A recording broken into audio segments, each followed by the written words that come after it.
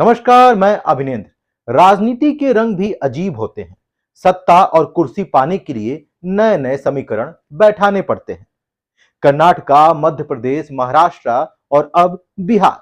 जी हां, बिहार में भी अब नए समीकरण बैठ चुके हैं और इन नए समीकरण के साथ नीतीश कुमार मुख्यमंत्री बन चुके हैं। यहां पर भारतीय जनता पार्टी को झटका लगा है, तो वहीं भारतीय जनता पार्टी कह रही है कि नीतीश कुमार पलटू राम है। खैर, कुछ लोगों का मानना है कि यदि इस देश में कुछ बदलना है तो राजनीति में आना जरूरी है।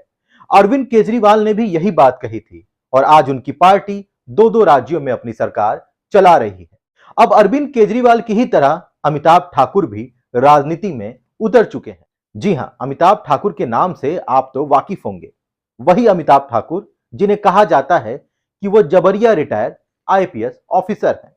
देखिए, हम लोगों ने एक अधिकार सेना नाम से राजनीतिक दल का गठन किया है।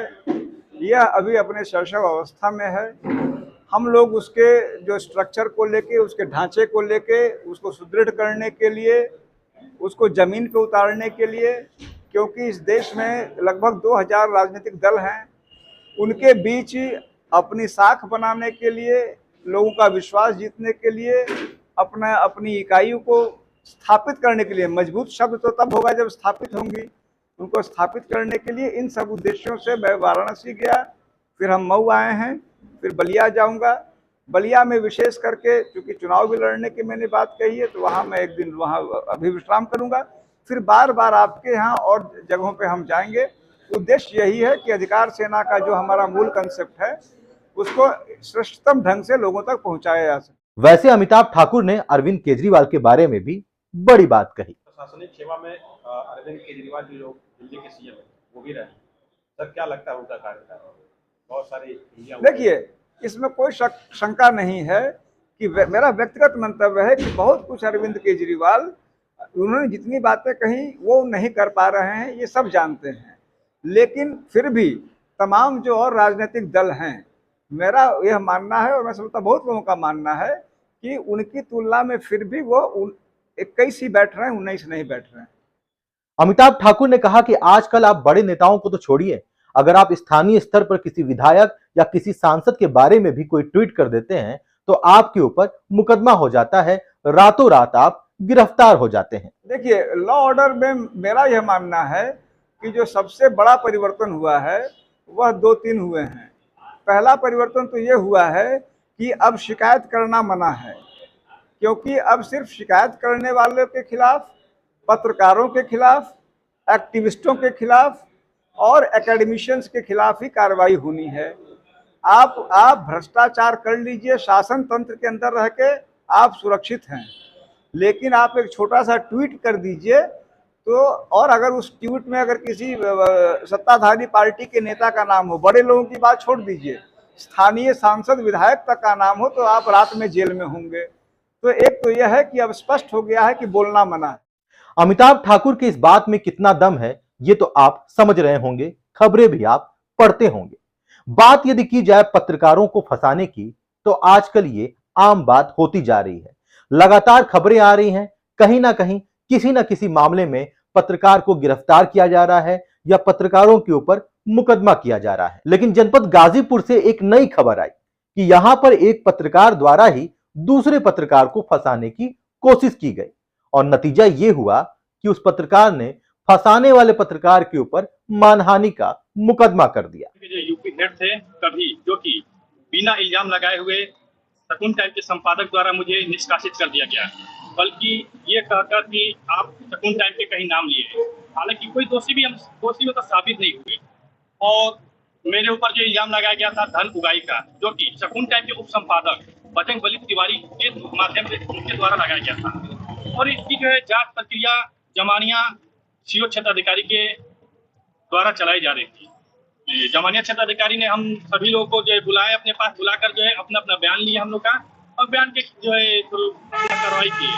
तो इस कार्रवाई के जो है हम सबसे पहले माननीय मुख्यमंत्री योगी आदित्यनाथ जी का जो है तहे दिल से शुक्रिया अदा करना चाहता हूँ, और क्षेत्र अधिकारी जमानिया का, जो कि निष्पक्ष जांच किए हैं और जांच में जो है हमको निर्दोष साबित किए हैं। तो मैं चाहता हूँ कि आज जिस प्रकार मैं बदला हूँ, मेरे नाम पर जो है धूमिल किया गया है, मेरे छवि को बिगाड़ा गया है, उसी प्रकार जो है किसी अन्य पत्रकार या किसी अन्य व्यक्ति के साथ न ऐसा हो।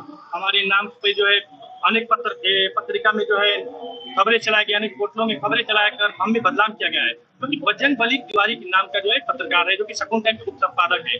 ये सब होने के बावजूद भी उनको अभी तक कोई संपादक सकून टाइम के द्वारा कोई अवगत नहीं करा गया। हमने उनसे पूछा कि इसके बारे विषय में आप क्या कहना चाहेंगे, तो उन्होंने कहा कि अभी हम बताएंगे। तो मैं चाह रहा हूँ कि जिस प्रकार जो हमारे साथ हो वैसा कभी और किसी अन्य प्रकार के पत्रकारों के साथ ना हो। और अभी न्यायालय में मामला जो चल रहा है, जो भी न्यायालय का जो फैसला जो भी होगा मैं उससे सहमत हूँ। आजकल पत्रकार भी विभिन्न प्रकार के हैं। कुछ पत्रकार ऐसे हैं जो ईमानदारी से पत्रकारिता करना चाहते हैं, कुछ पत्रकार ऐसे हैं जो वर्चस्व की लड़ाई लड़ते हैं। खबरें तो ये भी हैं कि कुछ लोग पत्रकार के नाम पर अपनी आर्थिक स्थिति को मजबूत करने के लिए गलत रास्ते को एहतियात भी करते हैं। अब इस मामले में एक पत्रकार ने कुछ दूसरे पत्रकारों पर यह आरोप लगाया कि वो उनके नाम पर वसूली कर रहे हैं। यह सारा मामला पुलिस के पास गया, पुलिस ने जांच किया, जांच में पता चला ये तो सारे के सारे आरोप गलत हैं।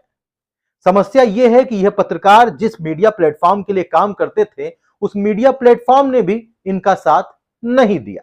अंततः अपनी ईमानदारी को साबित करने के लिए इन्होंने कोर्ट का दरवाजा खटखटाया। क्या मामला ऐसा है कि ये पत्रकार हैदर अली जो ग्राम मुखिया थाना दिलदार नगर जिला गाजीपुर के रहने वाले हैं, इनका यह कहना है कि ये यूनाइटेड मीडिया संघ पत्रकार थी और इनके ऊपर गलत आरोप लगाया गया है कि बजरंग बली तिवारी द्वारा, जो भी सदर मीडिया से पत्रकार है। बजरंग बली तिवारी का यह कहना था कि नहीं, ये हॉस्पिटल में जाकर दयाराम बिन से जो कथित डॉक्टर है उन पर ये अवैध तरीका से निभाई है। इसके संबंध में बजरंग बली तिवारी ने एक पत्रक जो है कि सीओ साहब को दिया था। सीओ साहब ने उसकी जांच किया और जांच के दौरान ये पत्रक RGRS के माध्यम से दिया गया था। जांच के दौरान उस जो कथित डॉक्टर दयाराम बिन उनको तलब किया और उनका बयान अंकित किया और दयाराम बिन ने यह बताया कि नहीं साहब, हैदर अली ने कोई गलत तरीके से हमसे अवैध वसूली नहीं की, ये भी पत्रकार है और इस तरह की कोई बात संज्ञान नहीं। इसके बाद जो सीओ साहब थे उन्होंने जो है कि प्रार्थना पत्र का निस्तारण किया और सीओ साहब ने यह बताया कि नहीं, हैदर अली पर कोई दोष साबित नहीं होता है। और यहाँ तक कि नहीं, इसमें जो है कि इनके साथ जो बजरंग बली तिवारी जो पत्रकार हैं, इन्होंने जांच के दौरान ही, जिस समय जांच चल रही थी उसके दौरान ही अनेक चैनल पर जो है कि न्यूज प्रसारित किए और तेजस ब्यूरो और संवेदना न्यूज में भी गलत तरीका से न्यूज का प्रकाशन कराया, जिससे जो है कि प्रार्थी इसकी काफ़ी क्षति हुई और समाज में इनकी छवि काफ़ी धूमिल हुई है। ये भी पत्रकार हैं और यह आरोप और प्रार्थना पत्र का निस्तारण बखूबी जो किसी जमनिया द्वारा किया गया है और इसके संबंध में प्रार्थी काफ़ी क्षुब्ध था। हर तरीके से इनके मान सम्मान को समाज में ठेस पहुंचा है, क्योंकि पत्रकार समाज से ही जुड़ा जो है कि समाज का एक अभिन्न अंग है। इसलिए प्रार्थी बहुत क्षुब्ध होकर के और मानहानि का दावा जो है कि प्रार्थना पत्र 156(3) के तहत प्रार्थना पत्र दाखिल किया है SCGM कोर्ट जनपद गाजीपुर में। और कोई सहयोगी पत्रकार है क्या साहब? इनके साथ इनके सहयोगी हैं जिनके द्वारा जो है कि उनका नाम जो है कि इस प्रकार है। उनके सहयोगियों का नाम जो है कि संदीप गुप्ता और विकास शर्मा बताया जाता है और इनके संगठन के जो हैं बजरंग बली तिवारी हैं, इनके संगठन से कुछ अन्य अज्ञात लोग भी इस मामले में शामिल हैं, जो साजिश के तहत जो है कि प्रार्थी को समाज में बदनाम किए हैं, इनकी छवि को धूमिल किए हैं। प्रार्थी काफी क्षुब्ध है। सक्षम न्यायालय में 156(3) का प्रार्थना पत्र दाखिल किया है। आगे की जो भी कार्रवाई न्यायालय की होगी उससे आपको अवगत कराया जाएगा। Okay sir. वाकई में इस समाज में ईमानदारी से काम करना भी अपने आप में एक बड़ी चुनौती है। आप भी जागरूक बने और सतर्क रहें। अन्य महत्वपूर्ण खबरों के साथ आपके बीच फिर हाजिर होंगे। तब तक के लिए धन्यवाद।